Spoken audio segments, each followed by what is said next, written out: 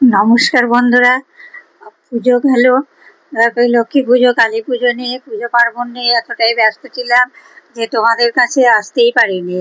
আর শরীরটাও খারাপ ছিল। পুজোর সময় যা যা করেছি, কিছু ভিডিও করেছি, কিছু করতে পারিনি। তাই নিয়ে তোমাদের কাছে আজকে আবার নতুন করে এলাম। তোমরা প্লিজ সাথে থেকো, আর আমিও তোমাদের সাথে থাকার চেষ্টা অবশ্যই করব। তো আজকে আমি নিয়ে এসেছি তিলের নাড়ু আর ঝুড়ির নাড়ু। তো তিলের নাড়ুটা কিভাবে করছি, ঝুড়ির নাড়ু কিভাবে করছি, সেটাই তোমাদের কাছে শেয়ার করছি। চলো, পূজা পার্বণ গেল, পূজা পার্বণে তো খাওয়া হয়েছে, যাই হোক সেটা এখন শেয়ার করছি। তো তিলগুলো সাদা তিল কিনে নিয়েছিলাম, সেটাকে একটু খোলাতে ভেজে নিলাম। ভেজে হালকা করে একটু উলিয়ে নিলাম, একদম ভাজা তো যাবে না।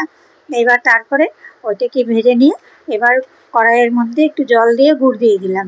এটা হচ্ছে নাড়ু বানানোরই গুড়। সেই গুড়টা দিয়ে দিয়েছি। সেই গুড়টা দিয়ে ভালো করে জাল দিয়ে নিতে হবে। জলের মধ্যে দিয়ে রেখে নিতে হবে যে গোলা পাকছে কি না। যদি দেখা যায় যে জলের মধ্যে দিলে গলে যাচ্ছে, তাহলে জানতে হবে পাকটা হয়নি। পাক হয়ে যাওয়ার পর তারপরে কিভাবে করছি সেটাই তোমরা দেখতে থাকো। অনেকেই নাড়ু করতে গিয়ে নাড়ু করতে পারে না, বা একটু ভুল ত্রুটির জন্য হয়তো নাড়ু হয়ে ওঠে না। সেটাই আর কি তোমাদের কাছে শেয়ার করছি। এইভাবে করো, খুব ভালো হবে। এইভাবে আমি দু একবার দেখে নিয়েছি, হয়নি, এবারও দেখে নিচ্ছি। দেখো কি সুন্দর হয়েছে, কি দেখো না, দেখেই বুঝতে পারবে। দেখো এখনো কিন্তু হয়নি, আর একটু দিলেই হয়ে যাবে, পাক দিলে হয়ে যাবে। এইভাবে পাক দিয়ে নিতে হবে। পাক দিয়ে দেখে নিয়ে তারপরে এবারে ঠিক উঠে যাচ্ছে। এরপরে আমি নামিয়ে দেবো।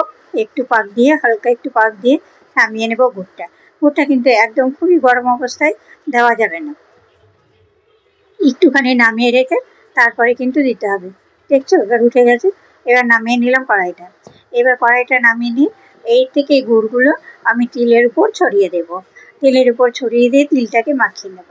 তেলটা একটা গামলার মধ্যে নিয়ে নেব, থালায় রাখা আছে।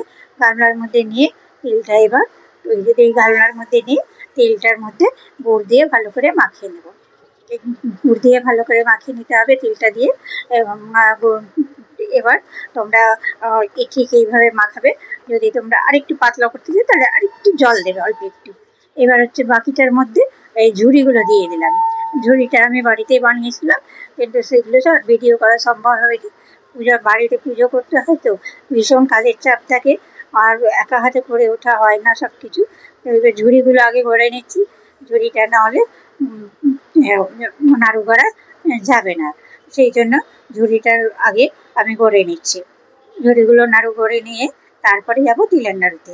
এই যে ঝুড়ির নাড়ুগুলো হয়ে গেছে, আর একটু বাকি থাকলে আমি পরে এগুলো করে নেব। এবারে তিলের নাড়ুগুলো করে নিই, যত তাড়াতাড়ি সম্ভব করে নিতে হবে। তিলের নাড়ুগুলো এইভাবে করে নিচ্ছি। তোমাদের কেমন লাগলো বলবে, আর তোমরা কে কে করেছো বলবে। লক্ষ্মী পুজোতে অনেকেই করেছো। আমি মেয়েকে পুজোর সময়, লক্ষ্মী পুজোর সময় এভাবেই করেছি। আরও করেছিলাম, সব কিছু ভিডিও করে উঠতে পারিনি, শরীরও সাথ দেয় না, এত পরিশ্রমের পর।